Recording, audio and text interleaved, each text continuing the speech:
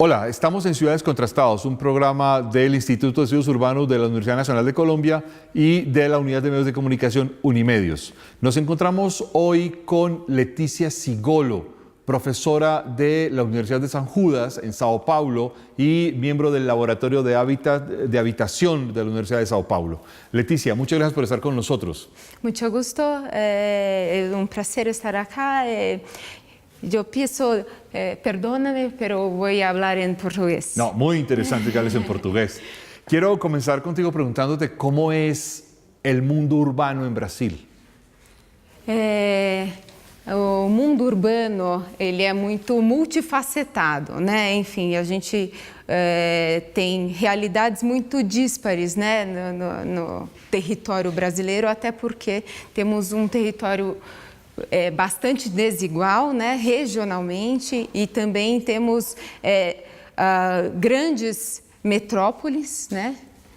Temos metrópoles de São Paulo, do Rio de Janeiro, de Belo Horizonte, né, metrópoles como São Paulo com 20 milhões de habitantes, mas ao mesmo tempo temos muitos municípios pequenos e que têm as suas áreas rurais bastante dinamizadas economicamente, e a gente tem um fenômeno recente de que as grandes metrópoles elas tiveram uma redução nas suas taxas de crescimento e as médias cidades elas nessas últimas décadas vêm crescendo muito demograficamente e economicamente.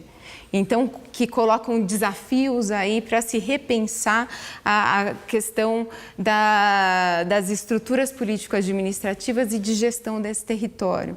E o nosso processo de urbanização, né, ele se valeu de um desenvolvimento que a gente fala de muito desigual e combinado, né? A gente teve, ao longo da década de 50, 60 e 70, uma explosão demográfica nos principais centros urbanos a partir de um modelo de industrialização que provocou uma urbanização bastante acelerada, mas que gerou uma urbanização que se deu sobre baixos salários, né? Que um rebatimento na produção do espaço desse modelo econômico de industrialização sobre baixos salários, que foi responsável por crescimento econômico bastante acelerado ao longo da década de 60 e 70, mas que promoveu uma cidade muito precária, né, onde a questão da informalidade ela não é uma exceção, é a regra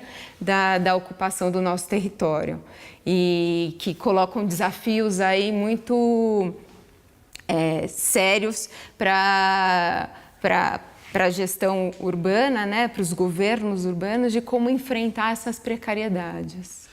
En ese contexto, yo quisiera que nos explicaras con algo de detalle qué significan Sao Paulo y Río de Janeiro como grandes metrópolis o megalópolis en el caso de Brasil, porque pareciera que estas dos ciudades eclipsan otro montón de ciudades. Bueno, digamos, está la ciudad de Río Grande do Sul, está la capital de Minas Gerais, está Salvador de Bahía. Bueno, todas estas otras ciudades parecen eclipsadas, borradas por el peso de Río de Janeiro y de Sao Paulo. É assim ou não é assim? De fato, a gente tem, por exemplo, na região metropolitana de São Paulo, ela é responsável por cerca de 20% do PIB nacional. Então, 20% do PIB nacional. 20% do PIB nacional. Esse valor, na verdade, hoje ele foi reduzido porque teve muito esforço, então esse 20 se referia mais à década de 90, e isso já foi reduzido porque na última década teve um esforço muito grande de distribuir oportunidades de desenvolvimento econômico, principalmente para a região nordeste e norte do país. Então, a gente identifica uma mudança, mas ainda assim, Rio de Janeiro, mas principalmente São Paulo, ainda concentra as atividades econômicas, concentra demograficamente, né, toda a população nacional e também concentra a precariedade. A gente tem um déficit habitacional que se concentra nos grandes centros urbanos e que se concentra nessas regiões. Então, essa realidade que é paradoxal é muito fortemente presente, né, em São Paulo, porque ao mesmo tempo que tem essa pujança econômica, né, esse motor, né, econômico do país, também é onde se verifica o maior volume e dimensão dessa precariedade. En ese, digamos, una de las cosas por las que se ha vuelto más a veces reconocido Sao Paulo y Río de Janeiro es la situación de violencia y criminalidad. ¿Qué tan real é essa perspectiva? Então, num contexto em cidades que se estruturaram a partir de uma matriz tão desigual, né, então, em termos socioeconômicos, né, em termos mesmo de distribuição da qualidade de vida, né, das infraestruturas, etc., a gente tem um contexto bastante conflitante e a violência é um pouco decorrência dessa desigualdade socioeconômica de oportunidades e que se rebate na construção do território. Então, de fato, temos situações de violência, mas que se dá muito mais por essas questões socioeconômicas, né?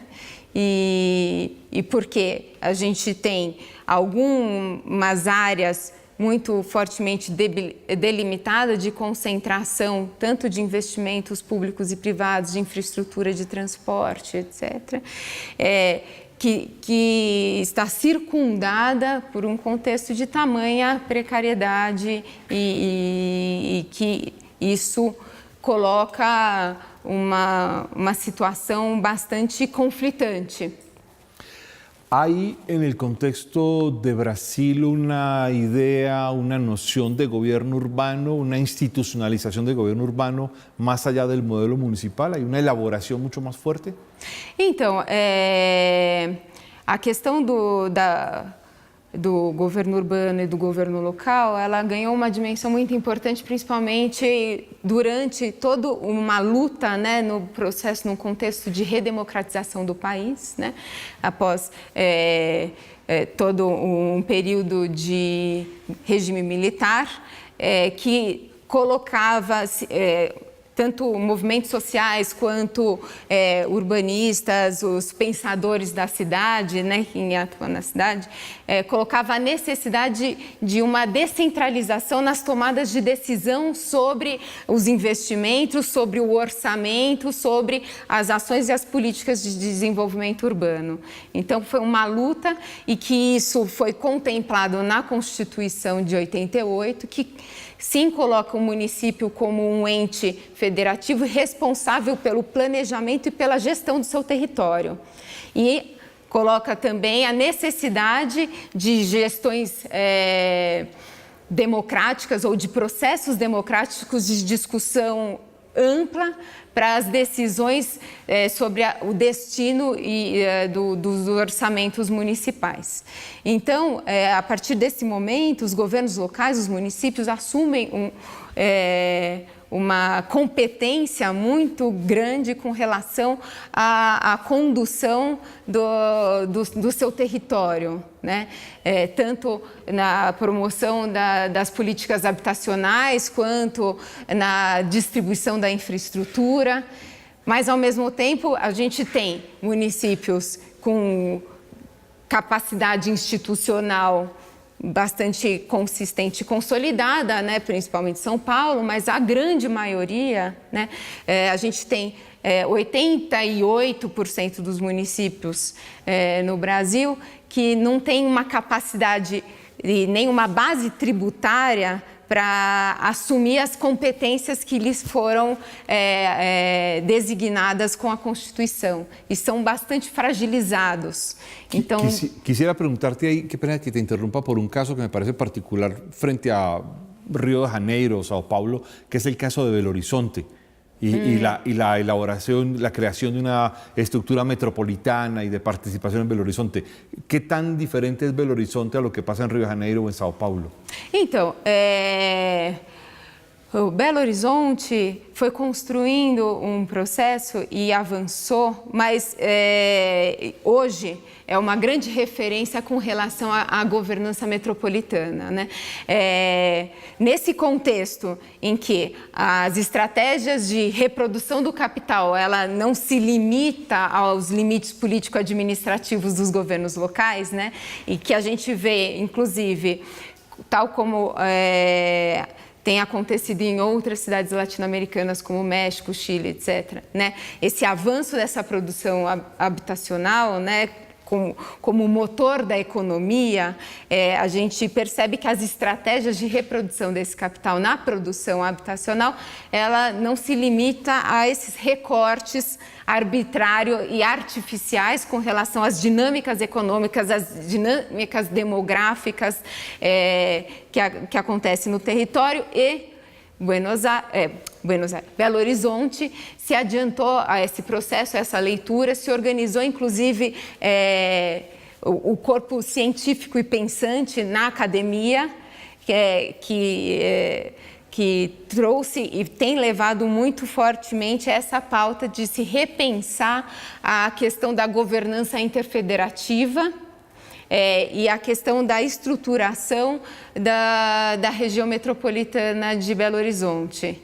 Então, a universidade tem se colocado de modo muito articulado com os governos nos seus diversos níveis, sobretudo o nível regional, estadual, né, e o nível municipal, pensando toda essa nova estrutura de governança interfederativa e também pensando estratégias de financiamento, né?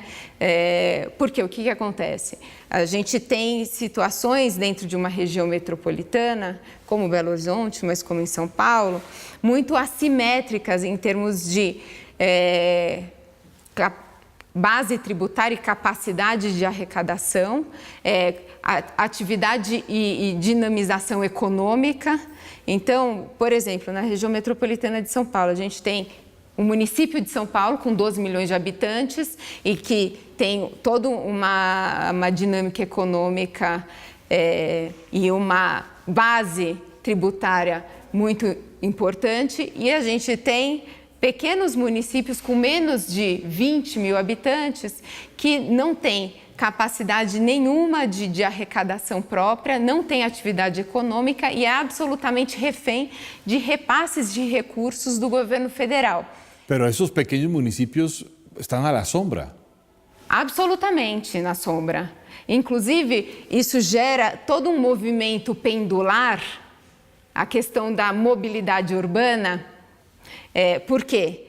70% dos empregos formais da região metropolitana de São Paulo está concentrada em uma parte do município de São Paulo. 70% dos empregos está concentrada numa parte que representa menos de 15% do território da região metropolitana.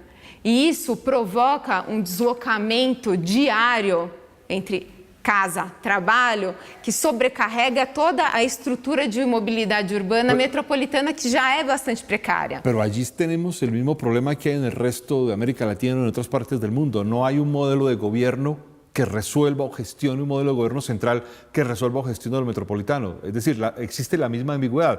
¿Un gobierno central o varios gobiernos repartidos? Sim, essa é a questão, né? Qual que é essa estrutura que vai ser mais adequada para essa realidade tão multifacetada, né? Então, o que a gente vem até discutindo muito é a questão da governança transescalar, né? Não há uma única escala ideal de governança e de governo urbano, né? Isso vai depender da identificação de quais são os assuntos de interesse comum, quais são os níveis de interação, de integração econômica, social, e vão ter que ser instituídos diferentes arranjos em escalas também diferenciadas para enfrentar essas realidades tão desiguais e tão específicas, né? Então, mas isso depende de se estruturar como que vai se dar não só essa estrutura político-administrativa, as tomadas de decisões, mas também como que o orçamento e os recursos vão ser distribuídos nessas diferentes escalas para justamente ser implementada os projetos e as ações necessárias e demandadas para essas diferentes escalas. ¿Hay una tensión o no hay una tensión en Brasil entre un gobierno tan fuerte como el de Sao Paulo y el gobierno federal, el gobierno del Estado-Nación? ¿Hay una tensión, hay una competencia, hay una especie de disputa política por toma de decisiones, por liderazgo de proyectos de inversión o proyectos de construcción? ¿Hay una tensión allí? Há uma tensão e ela, às vezes, ela se explicita maior a depender também de alinhamentos políticos e partidários, mas, inclusive, o debate sobre a questão da governança metropolitana se dá justamente nesse aspecto, porque o que se coloca é que se estrutura uma institucionalidade metropolitana, ela vai ser tão empoderada e tão, né, que vai justamente enfraquecer ou ameaçar o poder do Estado-nação, né, da União, do governo federal, e também vai ameaçar esse protagonismo que hoje desempenha o município de São Paulo. Então,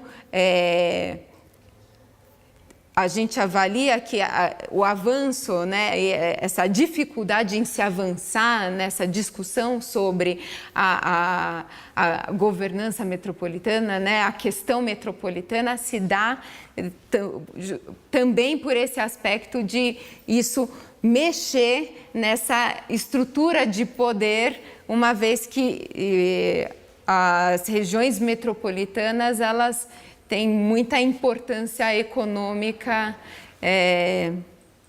no país e principalmente a região metropolitana de São Paulo e a região metropolitana do Rio de Janeiro y Belo Horizonte también, né, nesse contexto. Tú hablas de regiones metropolitanas. ¿Hay planes de ordenamiento metropolitano consolidados en São Paulo e em Rio de Janeiro? Então, a gente recentemente, em 2015, foi apresentada e aprovada uma nova lei que chama a Lei das Metrópoles, que, num primeiro momento, tinha a previsão de se estruturar um fundo específico para financiar as ações, né, desenvolvidas em âmbito metropolitano, mas a lei aprovada não incorporou a criação desse fundo. E, uma vez aprovada a lei, foi definido um período, um prazo para que as regiões metropolitanas existentes desenvolvessem os seus planos de desenvolvimento urbano integrados.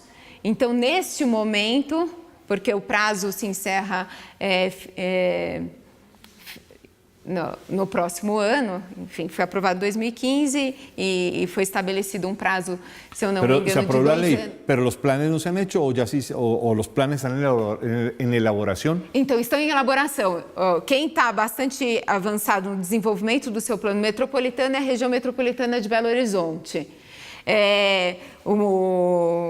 A região metropolitana de São Paulo, ela está desenvolvendo agora Porque em Belo Horizonte isso já estava avançado em 2015, já um plano metropolitano. Já estava, mas agora tem a obrigação legal para a apresentação e a finalização desse plano.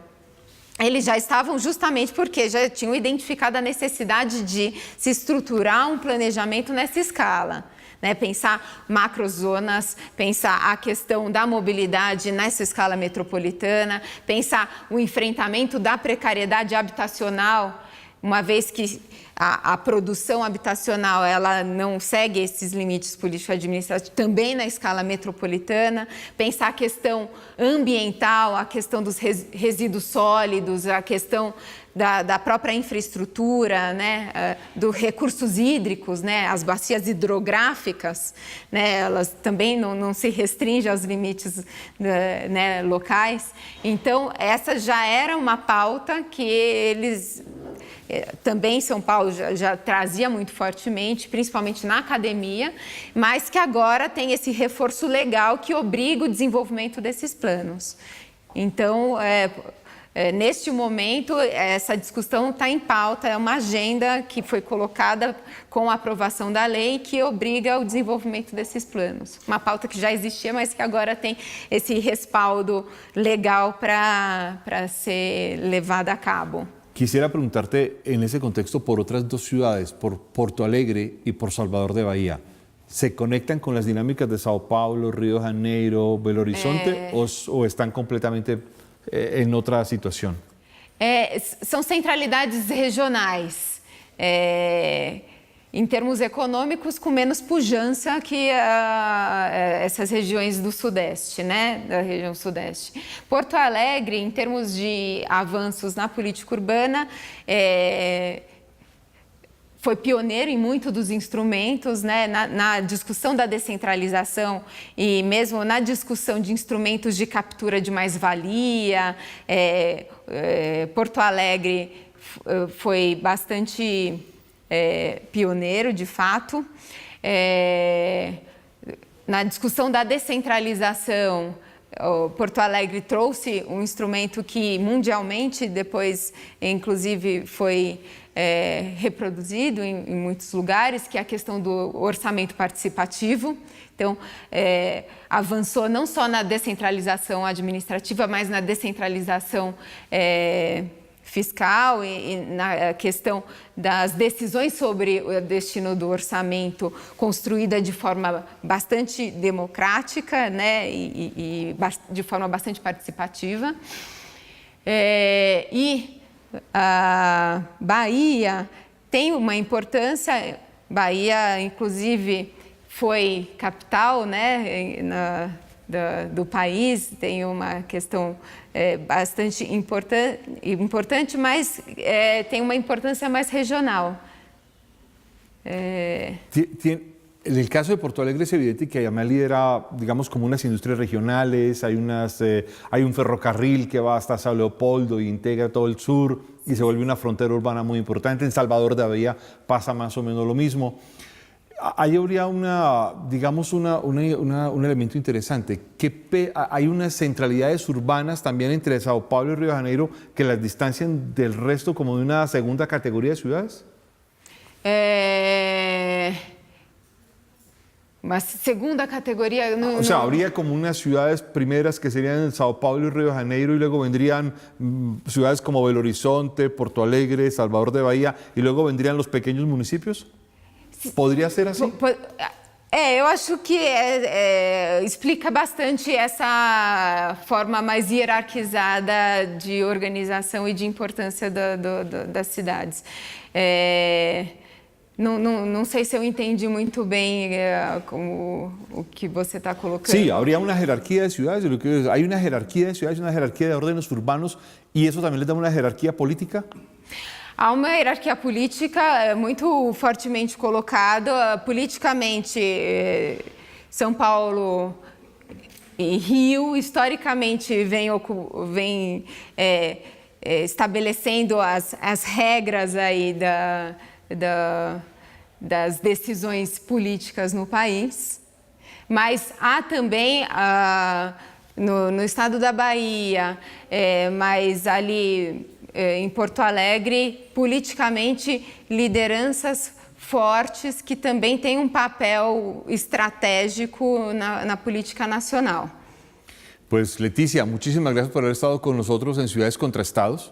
Ha sido una conversación realmente interesante ver esta imagen y esta perspectiva de Brasil. Muchas gracias. Agradeço a oportunidade, é um prazer e espero que tenhamos outras oportunidades de avançar nessas trocas, porque acredito que temos muitos pontos em comuns, claro que com as nossas especificidades, mas que temos muito a contribuir para aprimorar o enfrentamento das questões urbanas com esses diálogos. Obrigada. Muchas gracias.